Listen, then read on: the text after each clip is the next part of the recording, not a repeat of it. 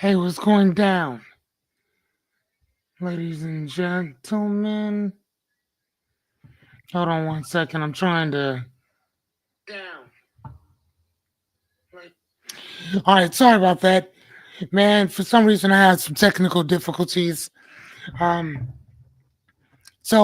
one of the things that I was talking about before was books, breaks, and boring journeys. Joys. Sorry. And the thing that I was talking about with this is that the things that you love to do, that your passions in life, sometimes will not be passions for other people. I love to read. That is my thing. Um, if I could say I was brought here to do something, to get people to read, get you to think, and get you to chill out, right? Because some of the stuff that we go through is not as bad as we think it is at the end of the day, right? I'm not hear somebody else, so I don't know. Anyway, so I wanted to kind of talk about some of the books that I've actually read. Tell you kind of what I thought about them and kind of go from there. So I read Sula yesterday by Toni Morrison. Um, it was basically about this little light skinned chick, her and her friend Nell. And Sula is Sula is a bit eccentric in today's time, right? She would be considered eccentric. She's free spirited, very promiscuous, and her and Nell share everything. This is the book that I'm talking about right now, Sula, and they share everything, men, everything, especially when they're young. Well, what happens is what happens when you get older and you still out here doing the same stuff. I got a partner of mine that that man almost 50 years old, no wife, no kids, still out here doing the same shit that we were doing when we were 16. I'm like, bro, what are you doing? The homie be living in homeless shelters and all kinds of stuff. Nothing really wrong. I mean, he's also an alcoholic, but like, damn, bro, what are you doing? But he reminds me of her. Only difference is that he's not the best looking, but he will shoot his shot no matter where he is. Like, I'm not playing. She was like, high yellow, pretty, this, that, and the other, and whatever. I thought it was a pretty good book. Um, at the end, at the end of the book, I think there was one sentence that just kind of got me. It's on page 239. It said, her friend Nell, because Sula had pinned in her thing, all that time, all that time I thought I was missing Jude, which is Nell's husband. And the loss pressed down on her chest and it came into her throat that I was missing my friend. And I thought, man, that was beautiful. That was beautiful. It ended, actually, I think that was like the last page. So that was really good.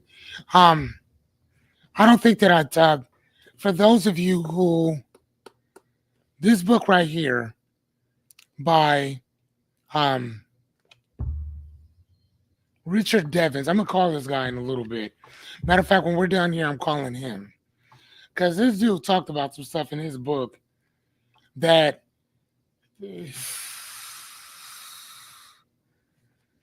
dude, like, man, like, so you don't know what I'm talking about. So he was talking about, so there's these two people are debating in this book. This psychiatrist named Mildred, and she's debating this professor named Markov, right? And they get down and they're debating race, religion, all this stuff, whatever, right? Now, I'm gonna read this to y'all because this is kind of crazy. He says, now Mildred addresses the audience. Let me remind the audience that Professor Markov has advocated that all white people should make reparations to all black people, as well as embrace affirmative action because of the sins of our ancestors. Slavery professor, she's talk, Dr. Mildred is talking to the professor. Slavery professor was a horrific injustice. The concept of owning another person you regard as inferior to you just because of color, the color of their skin, is abhorrent.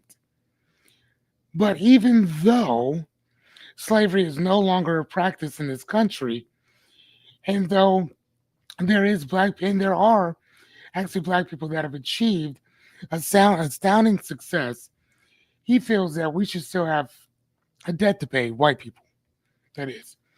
In that case, Professor, Jews whose ancestors burned in the ovens of Auschwitz solely because they were Jewish should be offered similar reparations. What was worse, Professor? Slavery or the Holocaust? Professor Markov gave no reply. He glared at Mildred.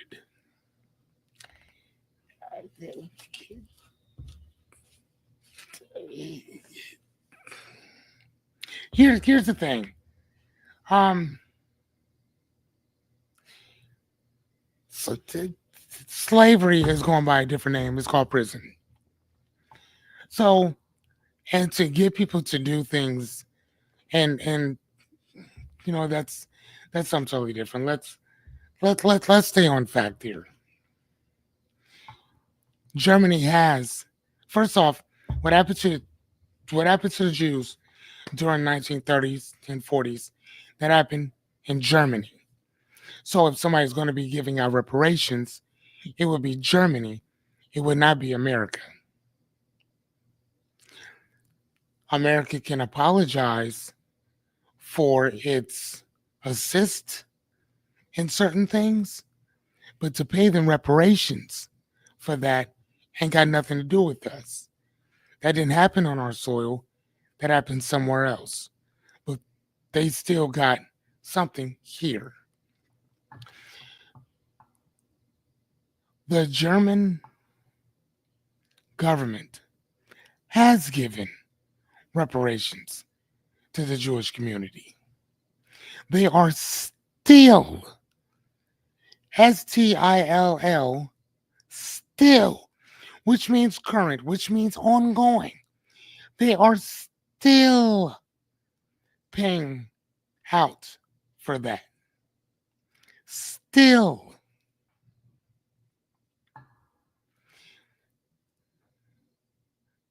I have but one question. If these scenes are the same, then where's our 40 acres and a mule? All that free land you guys were giving out during the homestead during the 1800s, and even after 1865, 1866, 1867. Don't forget, I do like to read. Where's our 40 acres and a mule?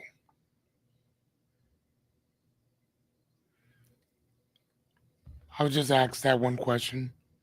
I don't need to ask anything else. I'll just ask that. So it's very funny to me how when people write their books, again, if you were talking about this from another dimension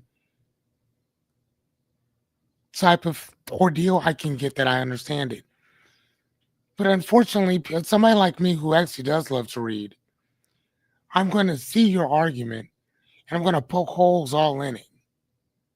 So if I can do that just using simple Google, not even Chat GPT, Google. Behind me, I don't know if you guys can see, I have a spindle library behind me. That whole entire spindle library probably has, I'd say, what, 10 books. So, I mean, 1, 2, 3, 4, 5, 6, 7. So it has about 70, I'd say about 70 books, maybe a little bit more, give or take. No, it has to have more because there's 10 on. let's say 80 books. Let's say 80 on that spindle. That whole entire spindle is based on um, race, law, politics, government.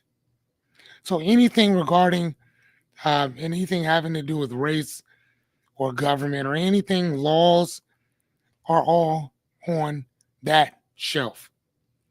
That one. So I have about 70, 80 books, and we're not even talking about the ones that I have in the basement. Just on that spindle alone, I can grab one book that would offset what you're talking about here. One book by a white guy who would offset what you're talking about. So here's the thing: if y'all want to write books, write them. If you want to write a book based on what's happening, fine, that's cool.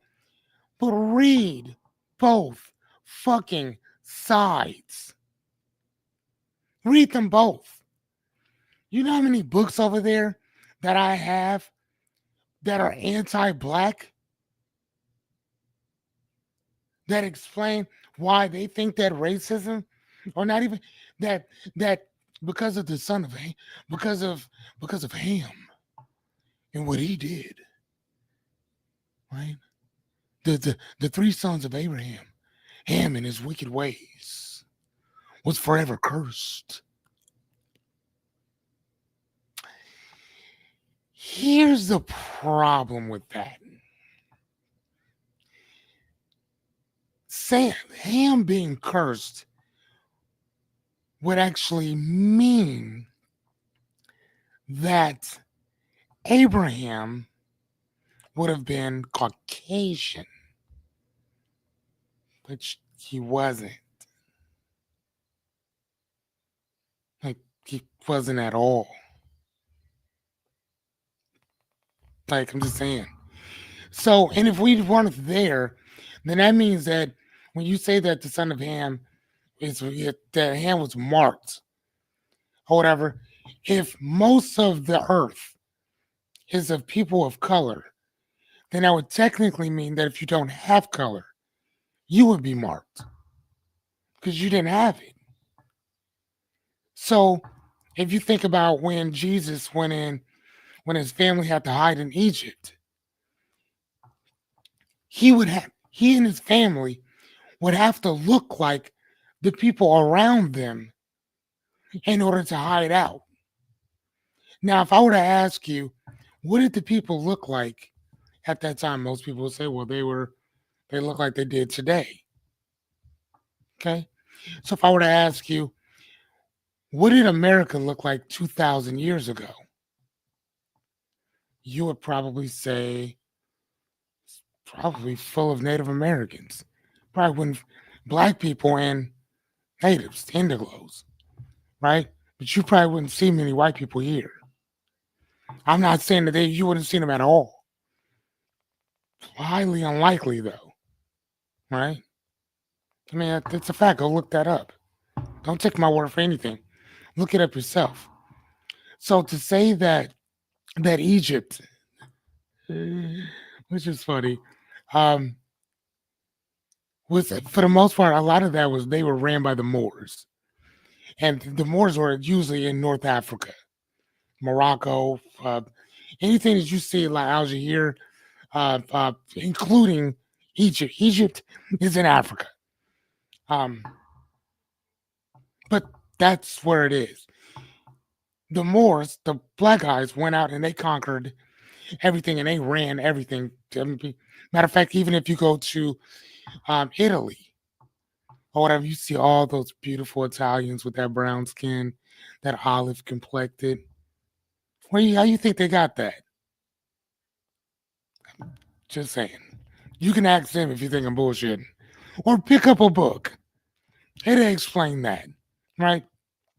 So if we were talking about what Jesus would have looked like at that time, if you were hanging out with the people who look like the region around there, what do you think they would have looked like if they would have hid with everybody else? they would not have been Caucasian at all. They couldn't have been. Not even a little bit. Because they'd have been found out effective immediately. Immediately. Now, I'm not saying that there weren't Caucasians there around that time. Uh, no, I'm not saying that. What I am saying, though, Kurt says that the original Egyptians had a red hair. Everybody knows that is hidden history. And if you go to certain places in Ethiopia, you'll see the same exact thing. If you go to certain parts of Sudan, you'll see the same exact thing. Right? So it's all over the place. So my point is this: if you want to make, yeah,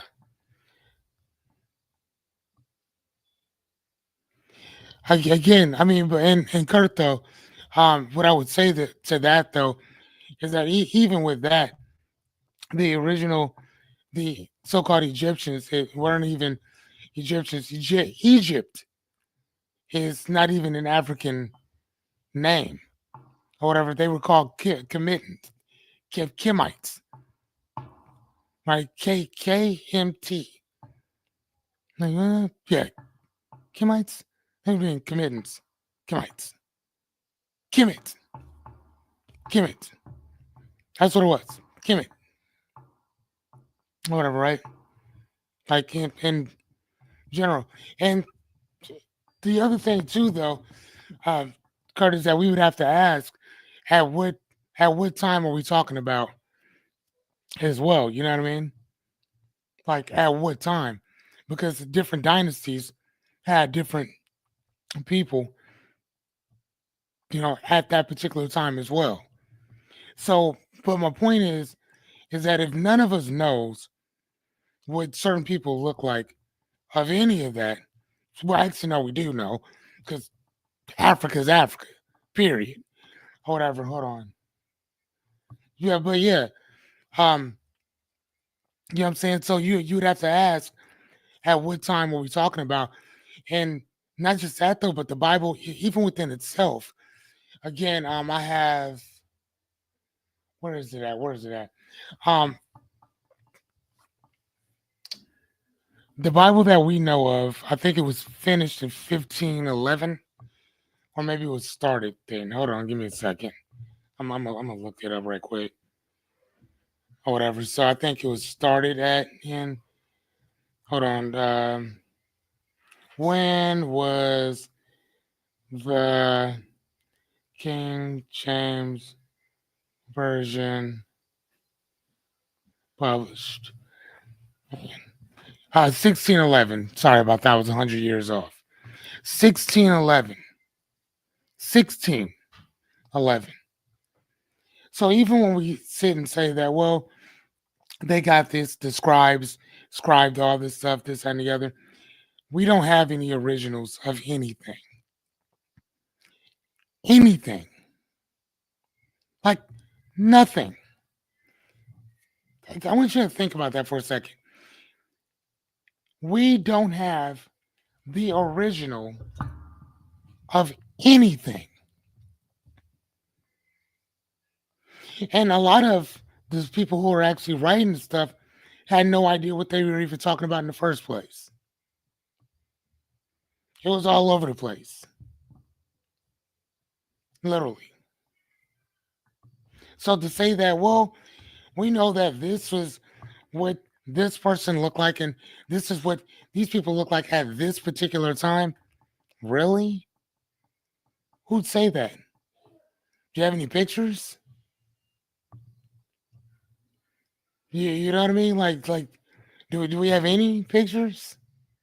No.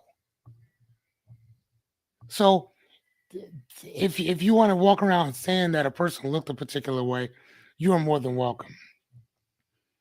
Or whatever. But when you walk around and state your whole entire faith on a crock of bullshit, that's on you. But don't try to feed your stuff to somebody else. Don't do that. Don't do that. And again, I mean, if you want to have a great conversation, that's wonderful. If you want to have a debate, no, because most debates, most of them are not based on fact. They're based on who can win the best argument.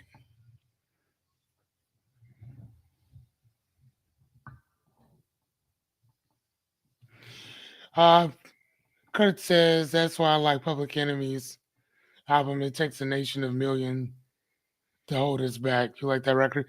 You know what, man? Nah, not no. And funny enough, I grew up at this time. I'm 46, so I grew up with Public Enemy, and I grew up just listening to or watching Flavor Flav's weird ass or whatever. My group was more like X Clan, like that was my thing, whatever. Them and DJ Quick, which is so crazy, right? You would think that one would have nothing to do with the other, East Coast, West Coast, but I don't know that X Clan was my thing. So I mean, like I didn't really listen to Public Enemy like that at all. I didn't listen to NWA either. It was DJ Quick or nothing, or X Clan and Crisscross. Because I mean, I was a kid, you know what I mean? But like, yeah, and I was in foster homes at that time too. So my foster brothers never listened to. I think he probably did, but X Clan was just they were just out, and I connected more with that than Public Enemy. So, what do you think about X Clan? But yeah, hold on, can you please?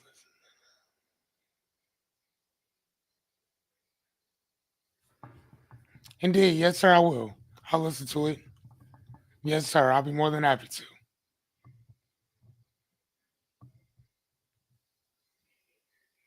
He said, Chris. You say Chris or Chris Cross is cringe.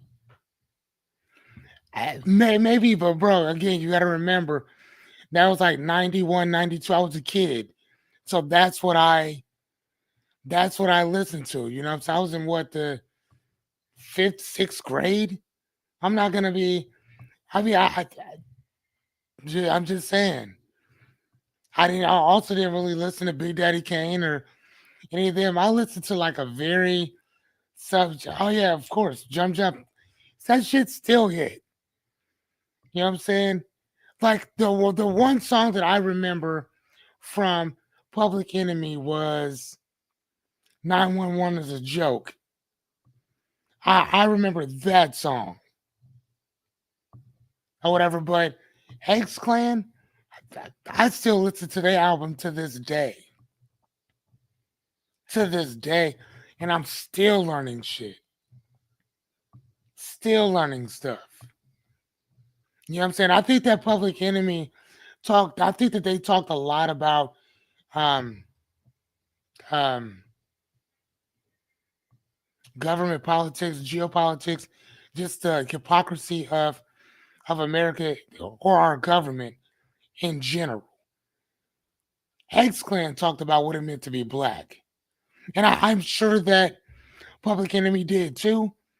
But for me, my, that some of their songs still got me in.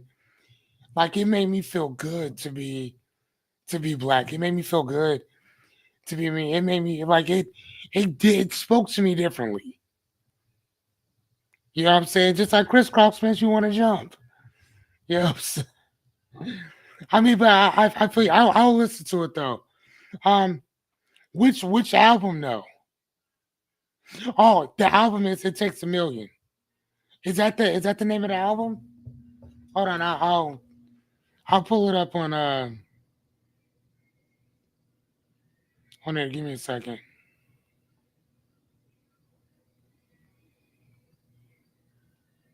All right, Public Enemy.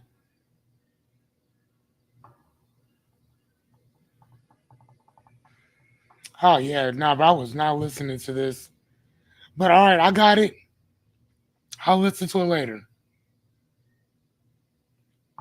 Hold on, let me see.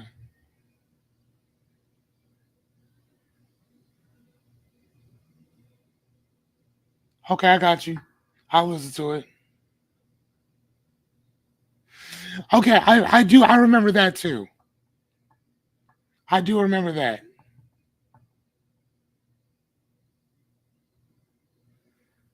Okay, I got you. Don't believe the hype. I do remember that. Rebel without a cause. I do remember that. Okay, I got you. I'll do it.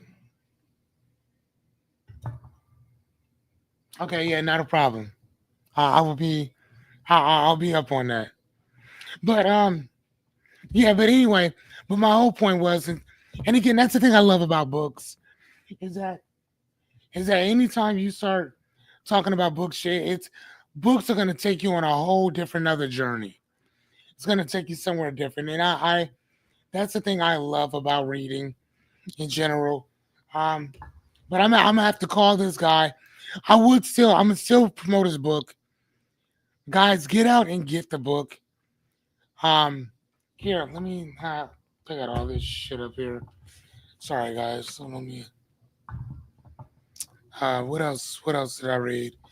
Um, No Longer Human. I read that. That was all right. Um, Foster by Claire Keegan. A lot of here's the thing.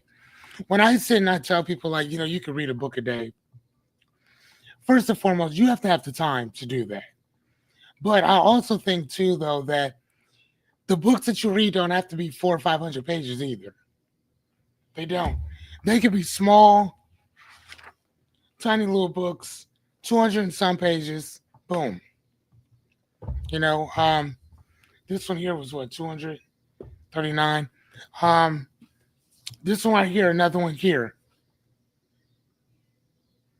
No, you know what? Funny enough, my guy, um, this is not a book channel. I'm actually gonna be making. I hold on. I think I have one. It's called Read with Fearless. Read with Fearless. I'll put it in my yeah. I'll put it on under my banner. Let me. Yeah, I'll put it on my banner right now.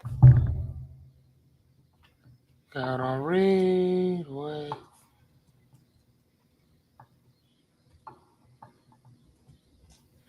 All right, there it is.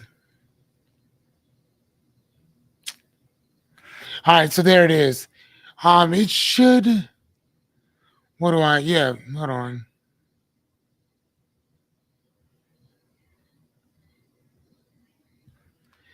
52.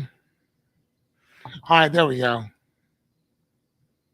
All right, sir. I'll pull it up right quick so you guys can see what I'm talking about. Share my screen.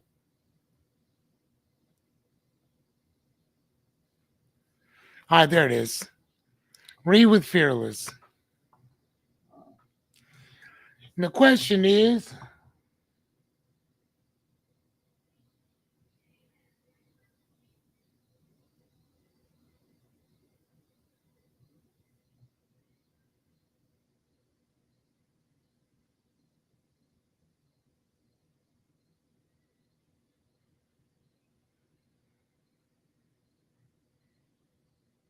oh, what was this at?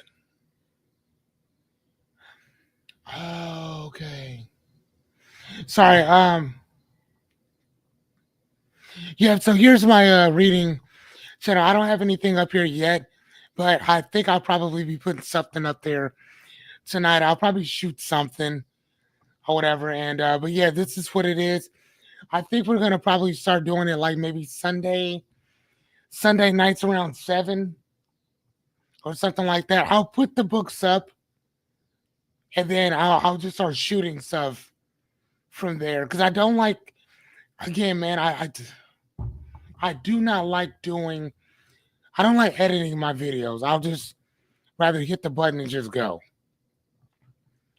But yeah, so this is my book thing. So yeah, right. So can you go in and can you feel that? Can you find that in there? Kurt, can you find that in there? I'm gonna go in and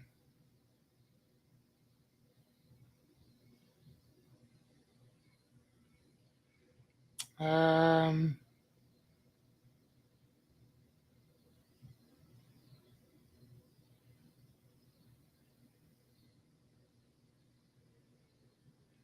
oh dude, I'm kind of all over the place. Okay, yeah. Okay.